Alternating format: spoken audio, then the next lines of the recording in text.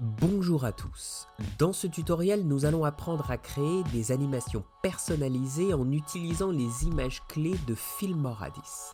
Dans certains cas, les mouvements prédéfinis proposés par le logiciel peuvent ne pas correspondre exactement à ce que nous avons en tête. C'est dans ce cas précis qu'entrent en jeu les animations personnalisées. Ces animations personnalisées vous permettent en fait de transformer avec précision la rotation, l'échelle, la position et l'opacité d'un clip à un moment que nous aurons choisi. Voilà, ça c'est le principe de fonctionnement de base. Dans cet exemple, j'ai ce logo que je souhaite animer de manière à ce qu'il se déplace en diagonale de ce point-là à ce point-là. Donc je vais le sélectionner et le placer au niveau de la première position. Je vais ensuite déplacer la tête de lecture au moment précis où je souhaite qu'il commence à bouger. Je me rends alors dans l'onglet Animation, puis Personnaliser. Dans cet onglet, je vais cliquer sur Ajouter et un petit cercle apparaîtra en bas de notre clip sur la timeline. Ce cercle est une image clé et représente toutes les valeurs que j'ai définies dans la fenêtre Personnaliser à ce moment du projet. Donc maintenant, si je déplace la tête de lecture vers l'avant, puis que je place le logo sur la seconde position, une nouvelle image clé apparaîtra automatiquement à l'endroit où se trouve la tête de lecture. La flèche entre les deux nous aidera à comprendre ce qui se passera. À ce premier point, l'élément possédera toutes les valeurs que nous avons fixées au début. Et à partir de là, il se transformera progressivement jusqu'à ce qu'il coïncide avec les valeurs de la deuxième image clé, créant ainsi une animation. Ok, jouons la vidéo pour voir comment cela fonctionne. Cool. Maintenant, disons que par rapport à ce que je souhaite rendre, le mouvement est trop lent. Je peux rapprocher les deux images clés l'une de l'autre, cela permettra à la tête de lecture, donc à l'animation, de prendre moins de temps pour aller du point A au point B.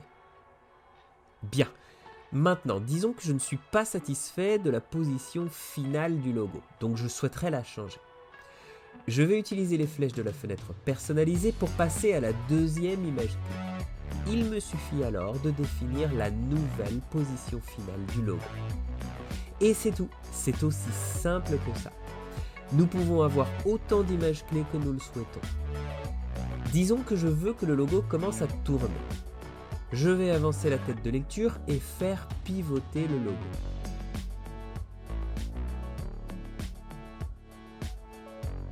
Une troisième image clé apparaîtra et nous aurons deux animations en tout.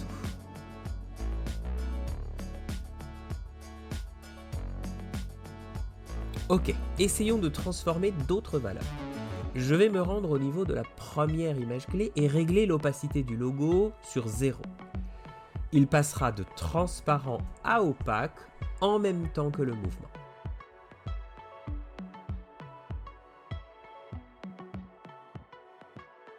Maintenant, ajoutons un peu plus de complexité à cette animation.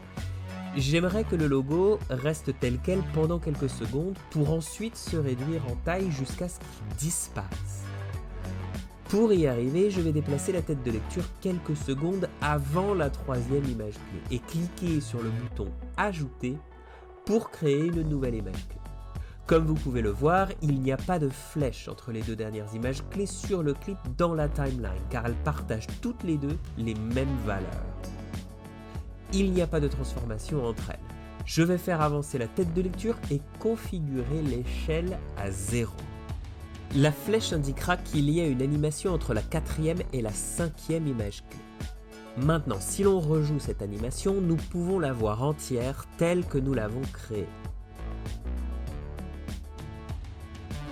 Pour supprimer une image clé, vous pouvez naviguer entre elles en utilisant ces deux commandes en forme de flèche et ensuite appuyer sur Supprimer. Vous pouvez également le faire manuellement en sélectionnant directement l'image clé que vous souhaitez supprimer dans la timeline et appuyer sur la touche Supprimer de votre clavier. Si vous cliquez sur le bouton Réinitialiser, toutes les images clés seront supprimées. En nous rendant dans les options des pré-réglages, nous avons accès à toute une série d'animations pré-réglées que nous pouvons faire glisser dans notre clip pour ensuite les ajuster comme nous le souhaitons. Voilà, un premier aperçu de comment créer des animations personnalisées dans Filmoradis en utilisant les images clés. N'oubliez pas de jeter un œil sur nos autres tutos de cette série et évidemment, faites jouer votre imagination.